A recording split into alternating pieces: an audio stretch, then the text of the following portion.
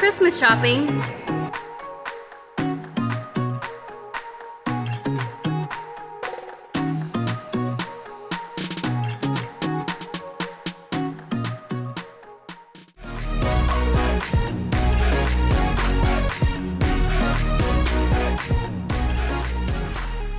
Hello, my beautiful peeps. We are going out and about in the world today. We're going to see a little bit of Kuala Lumpur at night. The two, think they're the Patronus Towers. Is that from Harry Potter? Anyways, the two towers, they look really cool at nighttime. Thought we'd go do that. We're also going to try to see some Christmas lights. I'm wearing my green Christmas, and I have a Santa hat that I'll be sporting today. I am filming shorts, and so we're gonna go to KFC because the Japanese eat KFC on Christmas Eve. I am doing Vlogmas on my shorts, 25 days, doing 25 different shorts. In those shorts, I'm doing different Christmas traditions from around the world, / just a few fun little things. We'll see how it turns out, but we're working on all that, and we're gonna go out. We're gonna film in the world today. Last year at Christmas, we were actually in Peru, Piura, Peru, I think. 2 days before we traveled to Peru, the president was overthrown. And so the country was a little bit in turmoil. In those 2 weeks that we were in Peru, we worked on getting out. We didn't want to go to Lima and be caught in a protest or whatever. So the country was a little bit more unstable. People were stuck in Machu Picchu. Tourists were stuck in Machu Picchu during that time. And so we didn't want to get ourselves involved in anything else. On Christmas, we flew to Lima from Piura. On Christmas, we flew from Piura to Lima. On Christmas, we flew from Piura to Lima. We went and got food that day. Like, that was our Christmas. I got a Christmas Starbucks drink at the airport, and that was the consistency of our Christmas. And then the next day, I was extremely, super tired and not feeling well whatsoever. Our Airbnb host, bless her so much, allowed me to stay in our room and sleep in bed until she had to make us move so she could clean it for the next person. And then she gave us a bigger room to finish the night before she took us to the airport. So that was our Christmas last year. Peru is a little bit of a poorer country, so there's really not much happening there as far as Christmas lights and all that. This will be my first Christmas in a country where they do a lot of different Christmas stuff. So I'm excited to see that. Let's go look at Kuala Lumpur.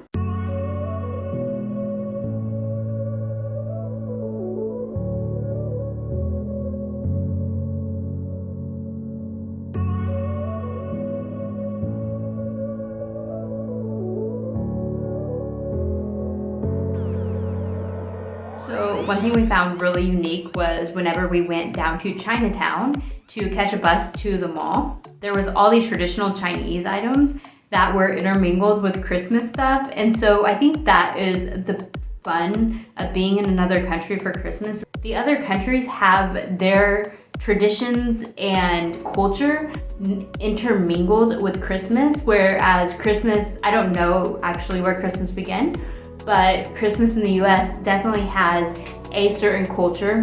That culture has actually probably dictated a lot of the world's Christmas, but the rest of the world still interjects their culture and traditions within that to make it fit for them. And I love that concept. And here in Kuala Lumpur, we definitely got to see that with the Chinese people.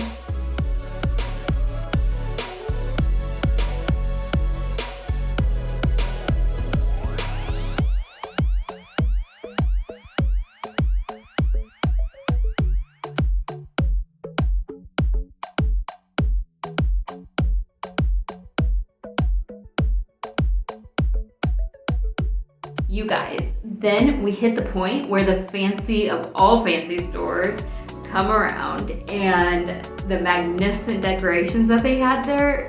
So I was really excited after that because one, I saw all these, one luxury store after the other, and then they have these decorations. So I was like, I cannot wait to get in that mall to see what kind of Christmas decorations they have, first off. Secondly, I don't know if I've ever been to a mall with so many luxury brands in one place before. I obviously do not shop at them ever. Not my thing. It's exciting to be around that because you know they have a lot of money to do a lot of decorations. And let me tell you, this mall did decorations, just wait. First, we did a little walking about the city and to see a little bit about the city streets around this very luxurious mall. So that was really interesting because you have just more down to earth city life, and then you have this luxurious mall.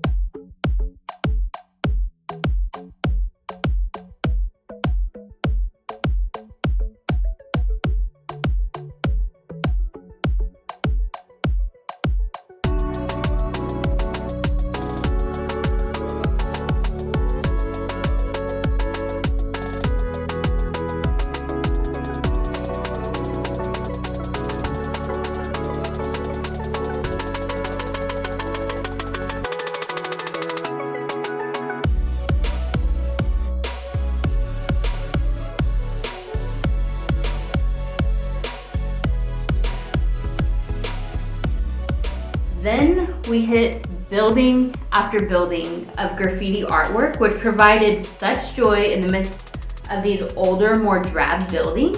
Even the sidewalks were painted, and then they had these really cool seating areas.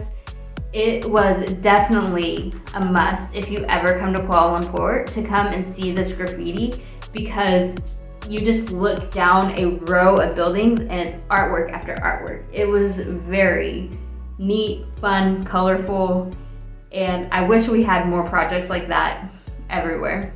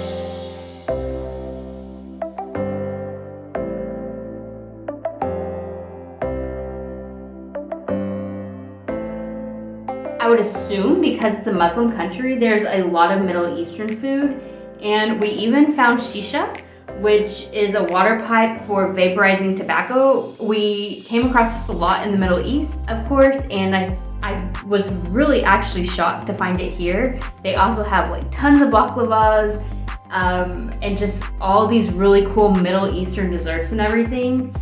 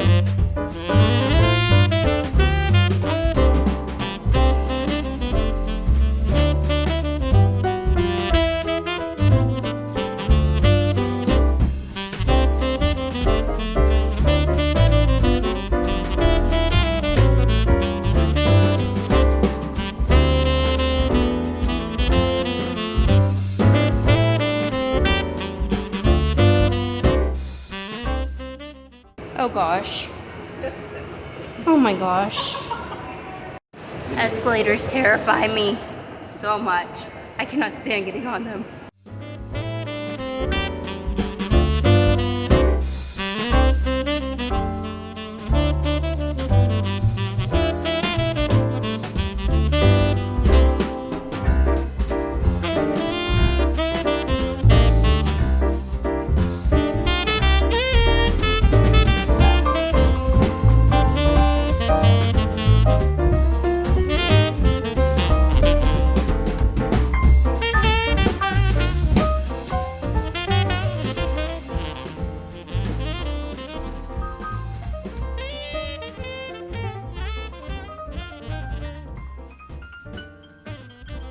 Once we got into the mall, one thing that was a little disappointing was the luxury stores that they didn't even decorate for Christmas really. And they were just more normal. Like the whole shopping area was just normal. So I'm like, if you have all this money, you would think these luxury brands would decorate for Christmas. Maybe that's not a luxury brand type thing to do because it's a branding situation. I don't know. But I really wanted these stores to do it. But like I said earlier, don't worry about what these luxury brands did. Just wait, because this mall had it all. Trust me, we were not lacking. Just because these stores were lacking does not mean the mall was lacking. Let me tell you. Just doing a little of my Christmas shopping.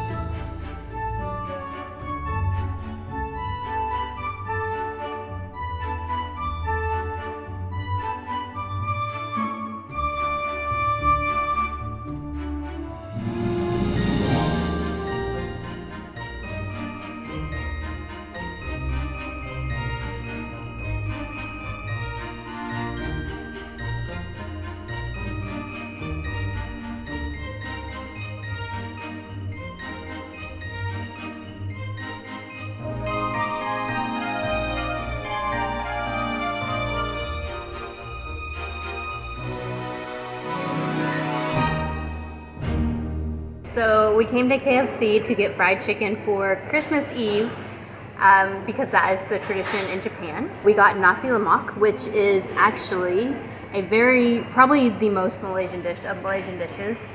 It has sambal, which is spicy, sweet, and a little bit of fish flavor. I just tried it for my short. It has an egg and some peanuts. So it's a very interesting flavor combination, but very, very spicy. The cucumber would work well with that, obviously. Then we got this butterscotch bun. Let me see if I can find it for you. I'll just rip open the whole bun. So there you go. Okay. There's like barely any butterscotch in it, but there's these little things of butterscotch that have like the tiniest bit of flavor, but other than that, it's just like a plain bread bun that you would get in the US, so nothing special. And then a Minute Maid refresher. It's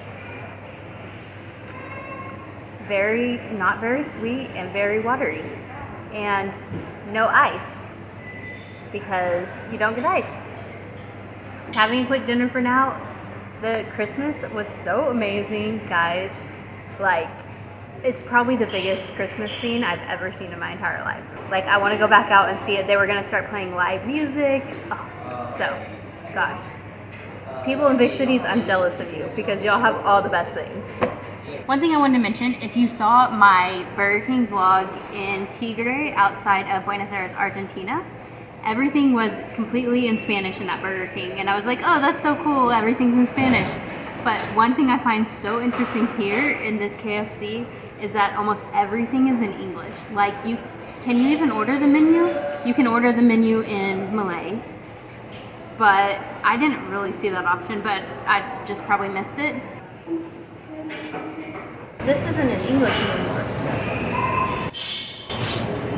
Oh no. It is in English. It is? It's like hand wash on the wall, order here, pick up. Like, I can read everything here. To come halfway across the world from the US, obviously there's other countries that have been influenced. I guess Malaysia's probably been influenced by Great Britain and the US or whatever. I can still come here, see so much stuff in English, and it's almost like you're just back in the US, which is super interesting as opposed to South America.